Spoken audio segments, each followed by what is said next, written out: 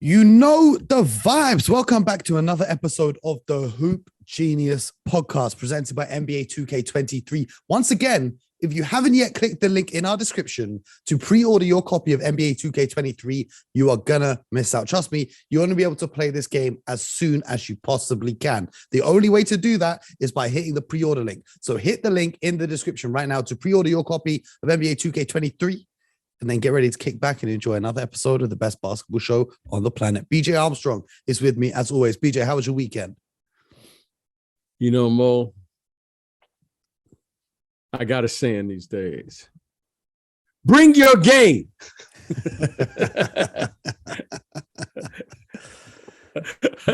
That's how my weekend was, okay. Mo, you know? Okay. The countdown has begun. I can't wait till the regular season starts. Oh. I'm ready. I'm ready for a little NBA action. Neither can I. And, you know, as we look forward to the regular season and we count down the days, we are counting down all 30 teams in the NBA and discussing their offseason moves. So today we're going to discuss the Miami Heat. And I'm going to put a disclaimer because knowing our luck, they'll probably pull off a trade for Donovan Mitchell or Kevin Durant just seconds after we finish recording. But if they don't, this is what the Miami Heat's offseason has looked like so far. So as always, I'm going to give you a rundown of all the moves that they've made, and then we're going to get into it and break down our predictions for the Eastern Conference's #1 seed last season. They finished #1, right, in the East. And that's correct. Everyone else looks to have improved, and they've kind of stayed a little bit stationary. Here's the players that they no longer have. Okay, first of all, Udonis Haslem. He might come back. He might not come back. You know, the offer is there. The offer is there. And then you have Markieff Morris, who's currently still a free agent, unless I missed the news that he signed anywhere. You've got Markieff. You've got PJ Tucker, who went and signed a nice deal with the Sixers. We'll talk about PJ and how he fits with the Sixers in an episode coming up later this week. And then Michael Mulder, Javonte Smart, who they've lost. They've got in a bunch of undrafted guys. The Miami Heat always find undrafted guys who they can develop and find a lot of potential in. They got 3 of those. They've got Marcus Garrett as a free agent. They drafted Nikola Jovic, not Jokic, who's a very interesting prospect from Serbia, although they're not letting him play for Serbia in Eurobasket, which was interesting. And they re-signed Dwayne Dedmon, Caleb Martin, and Victor Oladipo. So the Miami Heat remain largely the same, with the exception of no PJ Tucker.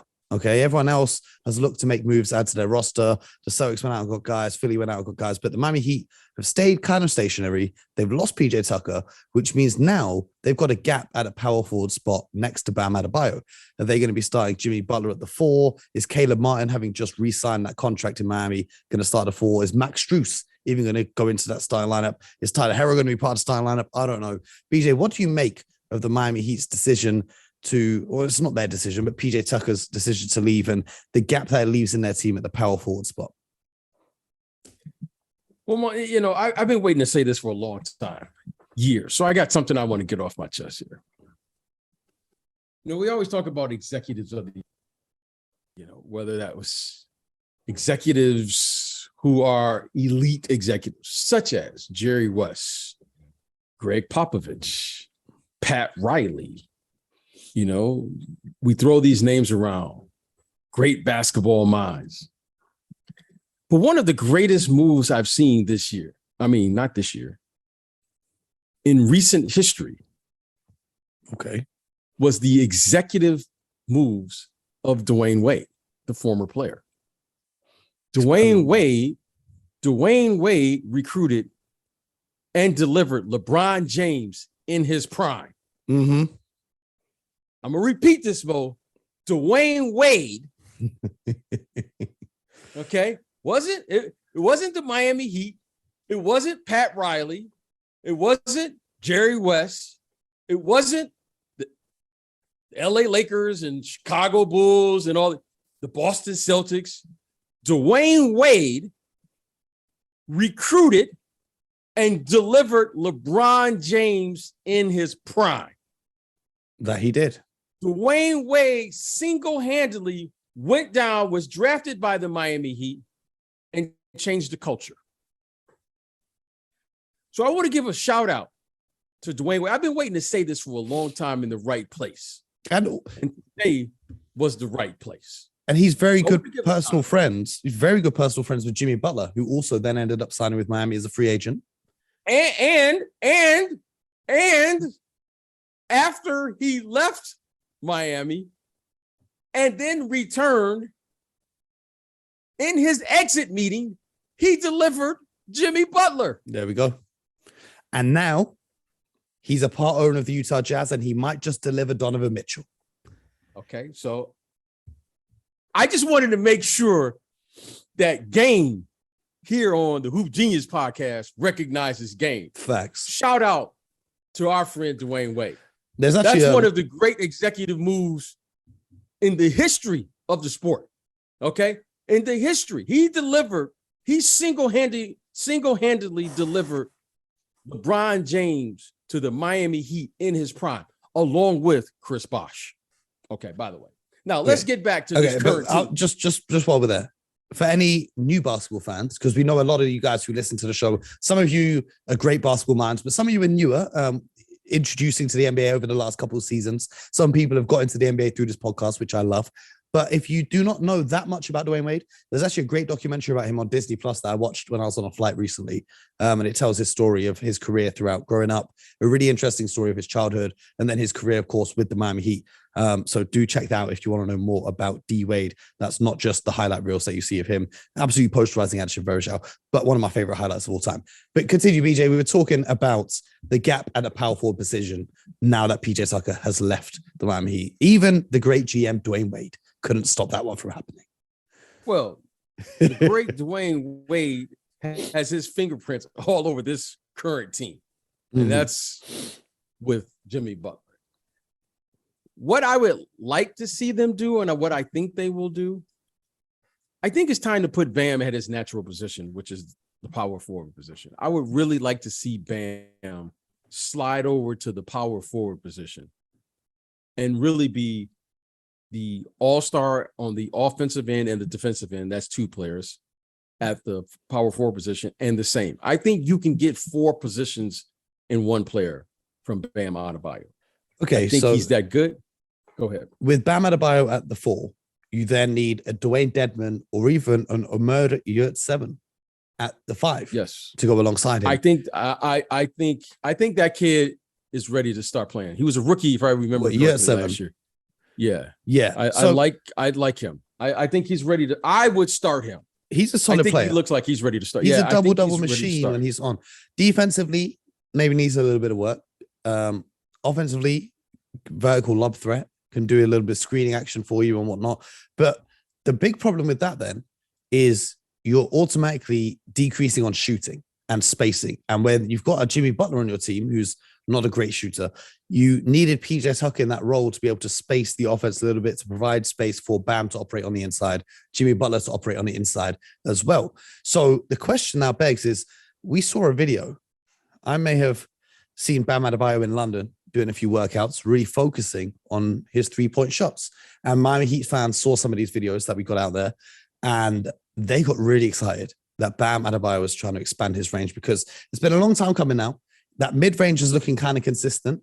It's time that he steps out beyond the 3-point line. I know as an OG, this isn't your favorite thing of insistence on guys shooting threes, but it's critical when you've got Jimmy Butler, who excels on attacking on the inside, because then you've got 2 really non-shooting bigs, if we're going to call it like that, which is a very different thing to PJ Tucker at the 4 last season, who's basically in the corner to catch and shoot when the defense collapses around Jimmy.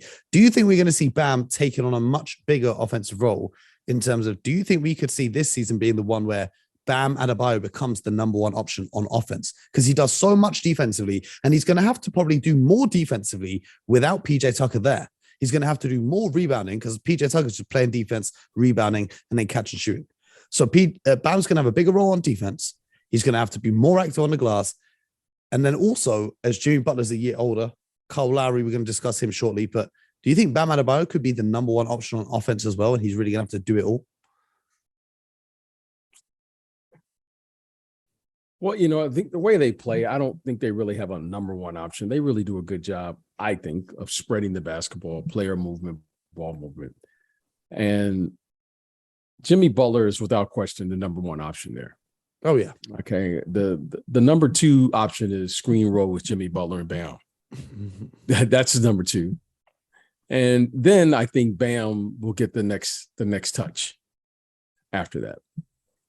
Now, Bam at the 5 really is a problem because he's so active. There aren't a lot of players other than like Giannis who really can match his activity level of what he does. But I think it's time now, as teams are beginning to get bigger, the Joel Embiid's, Cleveland. Oh, we spoke about this on Friday's episode. I think it's time for them to get bigger as well. Dallas is going to be bigger. So I think it's time for Miami to get bigger and play a different game. Now, I think that's going to be predicated on their initial break. I think, we said we're going to get to Kyle Lowry, but I think with Kyle Lowry getting in better shape, they should be able to play faster. I think this team, talking about the Miami Heat, they're going to have to do 2 things. One, I think they're going to have to play faster this year, and I would like to see them get bigger. I'm not so much concerned about their 3-point shooting. Reason being is because they defend. They'll be able to get stops. If for some reason they're playing against zone, I think they can put in the offensive team, Tyler Hero, Duncan Robinson, whatever, to get the shooting that's necessary and be able to get the balance. I don't see a steady diet. I think the one thing that I love about their team, especially their 2 best players, talking about Jimmy Butler and Bam Adebayo, is their versatility. They can all play multiple positions. Jimmy Butler can go anywhere from the point guard position to literally they can play small ball with him at the 4. Jimmy Butler. Well, they might have to play a lot of him at the 4 if they're going to insist on that. And I like 5. Bam. Bam can go in, up front, 3, 4, 5. Bam, he can move his feet. He can guard, big threes. Yeah, he's one of the heaviest switch defenders in the NBA in terms of they run that switch defense and he switches on to everyone. So I'm comfortable with their versatility. I think it's just a matter of finding the right combination to start the game. And I would venture to say that they want to get faster. They want to play faster, I should say. And I think that's going to be predicated on Kyle Lowry getting in better shape, being able to push the tempo. And they're going to have to get bigger because the teams around the league are getting bigger, and they're going to have to match that size with size. Well, you mentioned it right there with Kyle Lowry.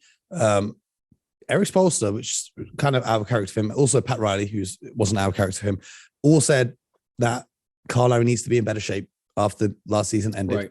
Obviously, he's had some personal issues that took him away from the game for a little bit. So he missed some time in last season. And I don't know what's going on with that, but it's completely understandable. But with him being in the form that we've seen his offseason videos in, looking like almost the best shape I've ever seen Kyle Lowry in, that should provide a big boost to this team, especially when you talk about pushing the pace, because we know how active he is defensively and he can push the ball in transition. And then it gives them a real floor general on the offensive side of the ball as well. And it's a perimeter threat because he can knock down the 3 ball if he needs to. So Kyle Lowry is going to be a big bonus. I heard Zach Lowe was talking about Kyle Lowry as the screener, running some actions with kind of the inverted pick and roll with Kyle screening for Bam, Kyle screening for Jimmy Butler as well, which is something that you're probably going to see more of in this season's offense from the Miami Heat. So I think Kyle Lowry being in better shape and giving them consistency is going to be huge for them. But then it brings me to the question of Tyler Hero. Now, Tyler Hero was quite adamant at the end of last season and every interview he's done this offseason that he wants to be a starter in the NBA. But he was very good as the 6th man. And, we've talked about it quite a lot on this show. The differences between 6th man of the year, correct? Yeah, he was 6th man of the year. Absolutely. So the differences between coming off the bench and being a 6th man, playing against the players you play as a 6th man and starting. Do you see, because Pat Riley said you got to earn your spot in starting 5, but do you see Tyler Hero kind of forcing his way into the starting lineup if that's what he's dead set on?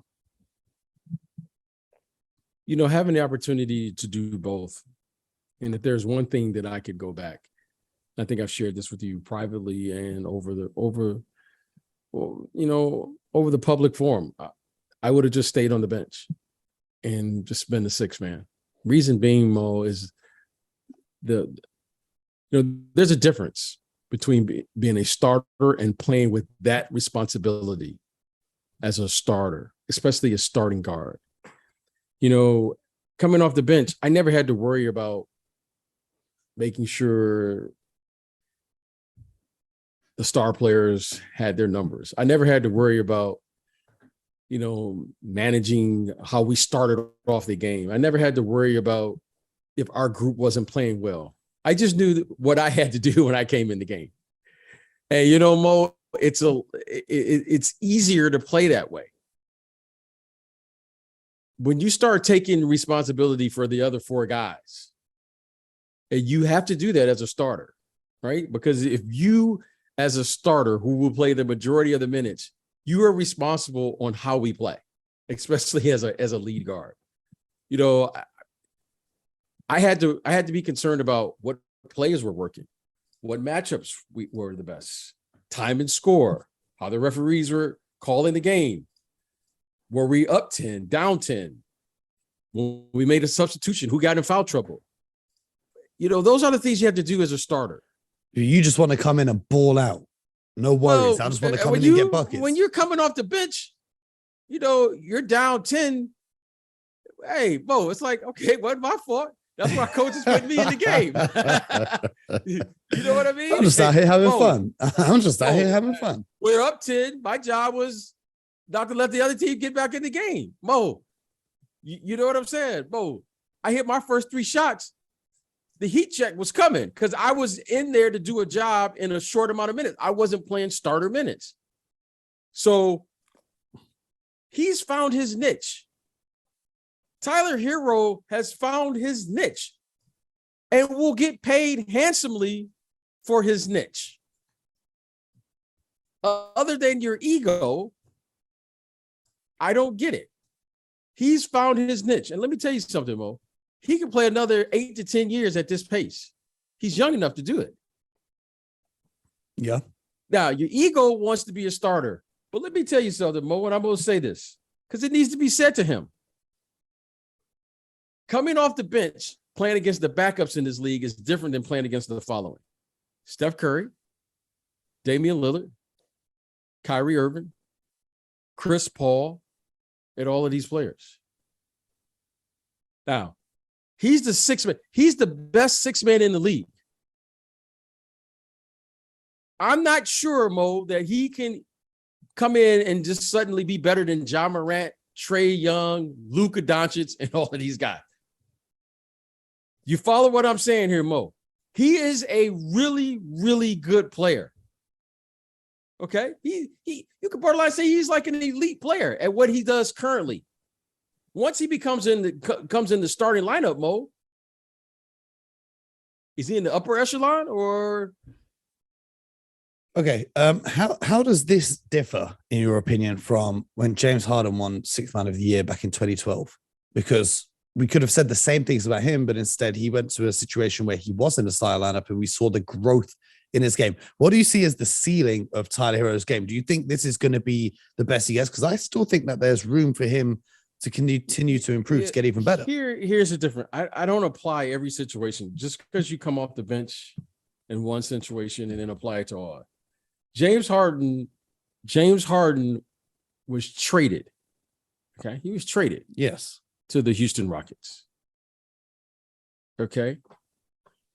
James Harden was traded. If James Harden would have stayed if they would have kept that team together at Oklahoma, James Harden would have come off the bench. Okay. I can't remember the guy's name. He was from Europe, though. He was coming off the bench behind in Oklahoma. Was drafted by the Bulls. In which season? When James Harden was coming off the bench, the year before he was traded, he was playing behind Cephalosha. Is it Cephalosha? Yeah, Thabo Cephalosha from Switzerland. Thabo Cephalosha. That was a conscious choice. I don't think there was a debate who was the better player. Yeah, it was a defense-offense thing because Cephalosha is really just a great defensive wing player. It was an offense thing it's okay. Let's call it like it is here without knocking anybody's game. It wasn't a defense-offense thing. It's a responsibility thing. Like, it's easier to play against the backups than it is to take on the responsibility as a starter. Okay. When you are a starter, you have responsibility for instance, in that time period, you had to guard the late Kobe Bryant, Rest in peace. Tracy McGrady, Paul Pierce. And there were a plethora of two guards in that era, Ray Allen, LeBron James, that was just running around scoring a lot of points. Okay. James Harden to this day has the same problem now that he had back then. Yeah. Okay. In order to take advantage of what he does exceptionally well, which is scoring, he's an exceptional scorer. But if there's one part of his game that maybe, everyone has holes in their game. Everyone does. Everyone, believe it or not, everyone has a hole in their game, right? Everyone, there's no perfect player. It's easier to just come in, like I said at the beginning of the conversation. I love the fact when I was coming off the bench, Mo, because I didn't have to worry about anything. Mm-hmm. That fits James Harden's personality. James, you just come in every night and give me a heat check. And if you got it going, big fella, we're going to roll with you. Mm-hmm. But when it comes to guarding, maybe the plus minus will be better. But I think right now, James Harden this year, Doc Rivers, I will guarantee you, they will make a defensive signing before training camp to do one thing, to address the same thing that you said. And I'm willing to bet you, Mo, a milkshake, that they will get a wing defender, Morris or somebody that can defend just in case. Well, they're going to go James PJ Tucker. Has a little slippage. They're going to go PJ Tucker. And they got what's it Tybalt? Is that his name? Oh yeah, they got Tybalt there. Who's kind of cephalosha mode. But James, we'll talk about the Sixers. Yeah, we'll talk about the Sixers in the Sixers episode. But the reason why I make that comparison, as you rightly pointed out, James Harden was traded to a new situation, and this is why I said Tyler Herro wants to be a star in the NBA. I didn't say on the Miami Heat, because we do hear all of these trade talks about Donovan Mitchell and Kevin Durant. And my understanding is that if that trade is to happen, Tyler Herro would be involved as one of the pieces moved on from the Miami Heat. So if he were traded to a new situation, do you think he has what it takes to make that, not to the level of MVP James Harden, but what do you see as his ceiling?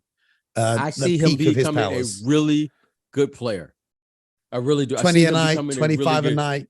I think he can get anywhere from 17 to 22, depending.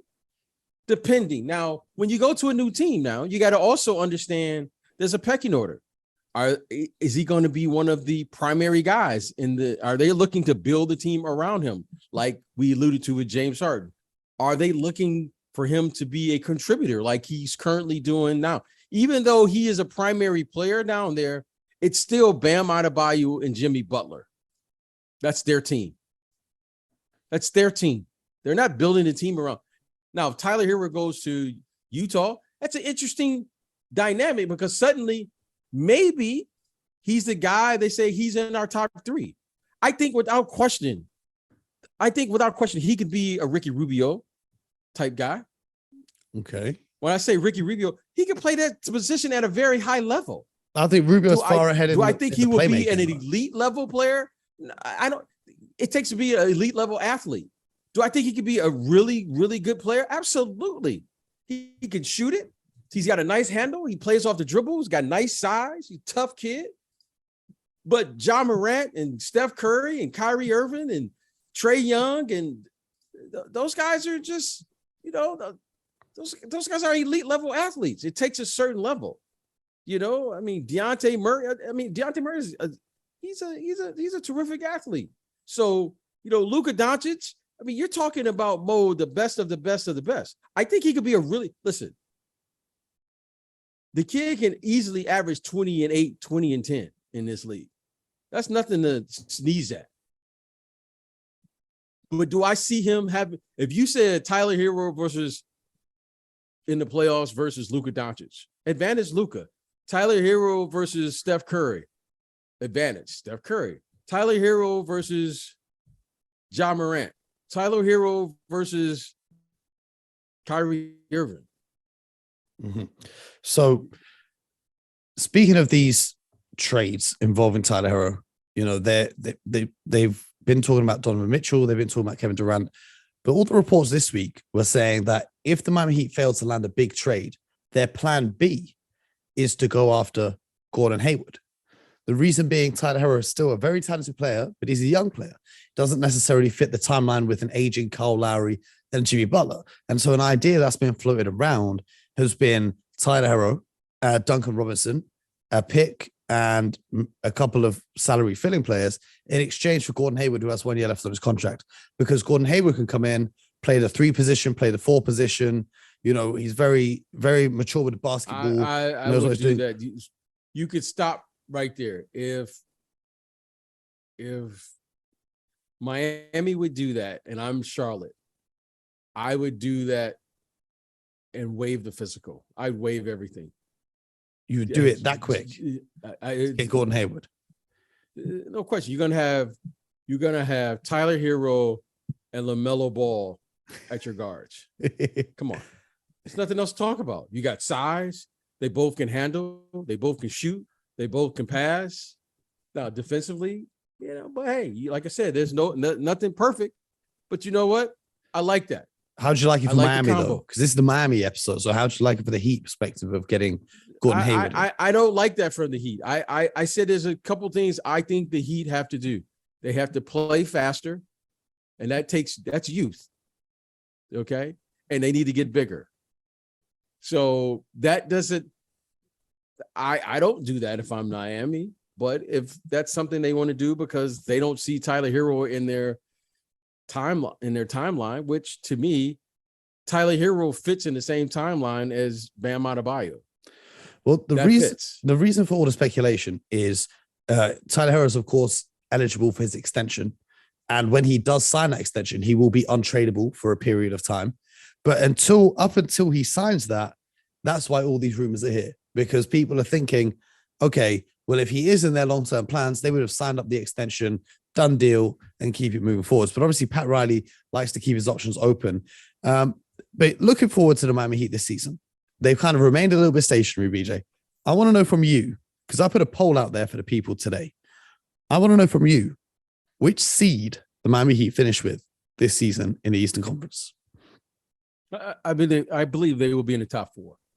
One, two, three. Where in the top 4? Which one? 3 or 4. Okay. I didn't pick them last year to be the top seed, but I see this as an elite team. They will get excellent guard play. Kyle Lowry is a terrific guard. I mean, he understands how to manage time and score. That's a skill. He may not give you 25 every night, but he'll give you 25 when it's necessary. He's a terrific defender. I think he will be better next year. And I think because he'll be in better shape, he'll be able to get back to who he really is. He's an effort and energy player. Okay, well, he'll get back to giving that. So I think with him and Jimmy Butler at the guards, Bam Adebayo, and then you fill in around that, I think they'll be fine. I think they will finish 3 or 4. So now, I don't think finishing 1 or 2 is of concern to them. Why? Because they know they have to win on the road. I think those guys all know they got to win on the road. So I don't feel that they're putting pressure to get home court advantage. Yeah, home court didn't help them when they faced the Celtics in Game 7. But anyway. Yeah. The people have spoken, BJ. 4% of people think they'll finish first. 41% of people think they'll finish second or third. 43% of people think they'll finish third or fourth. And 12% of people think they'll finish fifth or lower, which was quite surprising. It could be. Those 5%, those 12% of people. That's an interesting take for it. But to switch gears slightly, that's the Miami Heat wrapped up. I saw something today I sent to you earlier. And it's not Miami. We're just going to talk about their little neighbor down the road in Orlando and their number 1 pick, Mr. Paolo Banchero, who's been playing in some pro-ams. And I know, BJ, you hate to talk about the pro-ams, but we're going to do it right here because DeJounte Murray pulled off an absolutely disgusting. He hit Paolo with the shot fake. Paolo jumps. Then he hits him with the fake pass around Paolo's back. Paolo bites and spins around in the circle. Then DeJounte alley-oops to himself off the backboard, slams it home, talks some trash to Paolo, gives him the too small action, throws the ball at him before flexing his way back on the defensive side. And then I open Instagram after the game.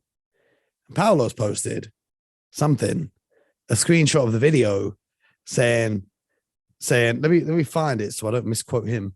He says, LOL, unfollowed me on the gram and everything. It must be personal, huh? That's fine. Just make sure you guard up next time and stop sending doubles, family. Now, BJ, I don't know about you, but this kid hasn't even played a game in the NBA, and I love the smack talk. He's talking his talk with confidence against a guy who's very established in the NBA, all-star caliber player. What do you make of this situation? Aside from you want to talk about the real games, because I know you're going to hit me with let's keep it on the court in the NBA games, but we're going to talk about this prime stuff for a hot sec. You know, Mo, I've been thinking about this a lot this year. As I was sitting for one day, I was sitting there. I just gave this one day of thought as I was watching the summer league there in Vegas. You know, there's been a huge shift. Everyone talks about, you know, people always ask me, the game has changed. The game actually hasn't changed. You know, the game will never change. The NBA game is a unique game all into itself. There's nowhere else in the world that the NBA game is played other than in the NBA. Think about that, Bo. Yes. So everyone says the NBA game has changed. Literally. No, it hasn't changed. What has changed is the following. Well, it has changed slightly in terms of the rules. The game always reverts back in the playoffs to how it was played in the beginning. It's physical. The referees swallow the whistle. The game slows down. To an extent, yeah, to an extent. To an extent. Everyone starts making passes. Everyone screens. Except your Celtics. Everyone protects the ball better. Wow. You know, everyone else didn't make it to the finals, did they? But there is something that has changed in the NBA. It's us, the people who are covering the game. The people who are covering the game has changed. And I've noticed this. You know what's amazing about this? There used to be, Mo, where we, the media, would cover the game and talk about the performance of the game. Now, what do we talk about?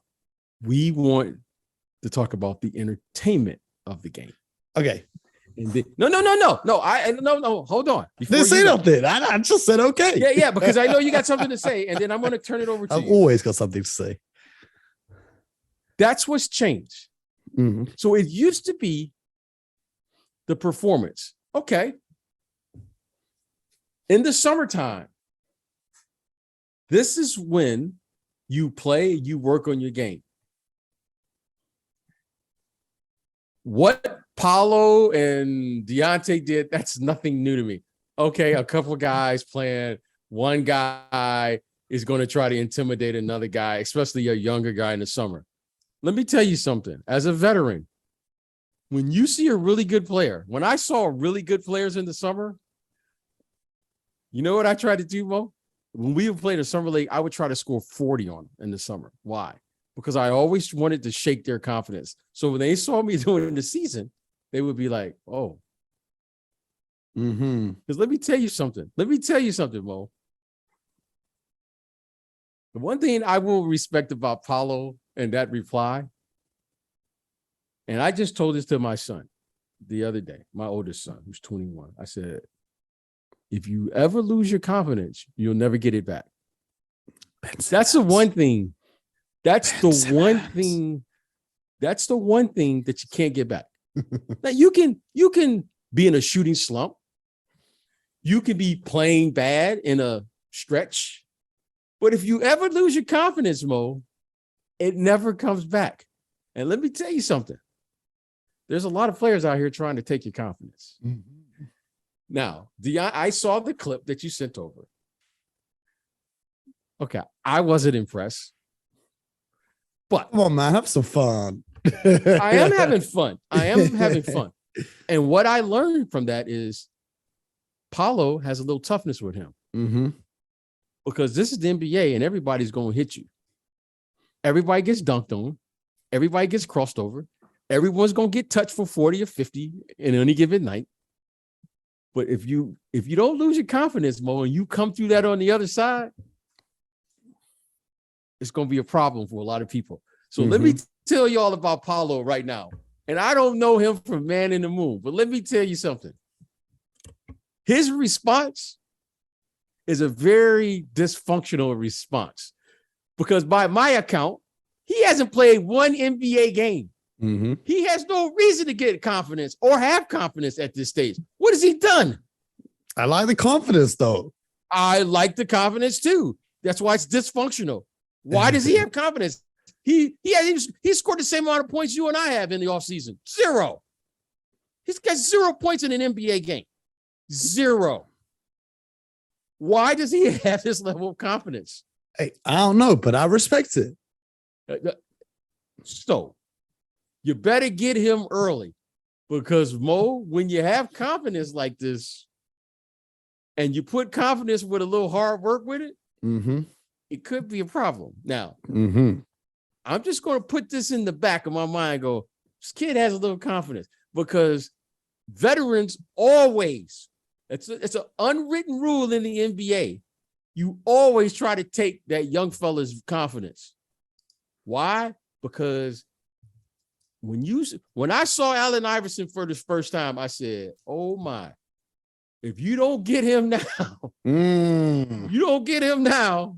When I saw Jason Kidd early, when I saw Stephon Marbury, when I remember seeing Ray Allen, I said, oh, you better get these guys early because the shift is going to turn. They going to be the veteran and you going to be the old guy. And when Allen Iverson came at me in my last 10, year 10 and year 11, there was nothing I could do, Bo. Okay. So I respect what Paolo did. I respect the fact that it's starting now. And you know what, Mo? He's shown me a little something. He got a little competitive spirit with him, which is good to see. But DeJounte Murray, and here's the thing. The only thing that stands out to me about this is they're both from Seattle. Yeah. Normally, you try to take care of your own. When I say your own, you know what I mean? When I play Jalen Rose and Chris Webber. From your ends or whatever you say in America, from your neighborhood. You know what I mean? Like, I try, those were my guys. I wanted to see, I want to see all the guys do well, but in particular, the guys from my area, Detroit. Now that stood out to me a little bit, but I'm sure that wasn't the first time. And I'm sure now that Atlanta and Orlando proximity, it's gonna be a fun matchup. It's gonna be a fun matchup, and I love it, and it's good. I think it's good for the league. And do you know what else is good for the league? Everyone listening to Hoop this Genius right now. podcast is good for the league because you know what? We bring our game every day. And twice on Sundays. Even though the show doesn't get released, we still do our thing. You know what I'm saying? We still talking basketball 7 days of the week. So if you want to get involved, thank the people. We want to thank the people. Big time. If you want to get involved, make sure you stay active on the timeline. Send us your questions. Send us your thoughts, your hot takes. We see them all. We read them all. Maybe we'll discuss them on a show. But for the rest of this week, we're going to continue breaking down each and every team in the league. We got some interesting ones coming up. We got Philly, we got Milwaukee, we got Phoenix, we got Memphis. Then we'll break down a few more after that, and we'll see where that leaves us.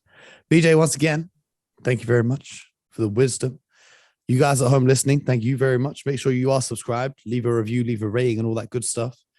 And as always, most importantly, have a great week. And as per usual, get buckets.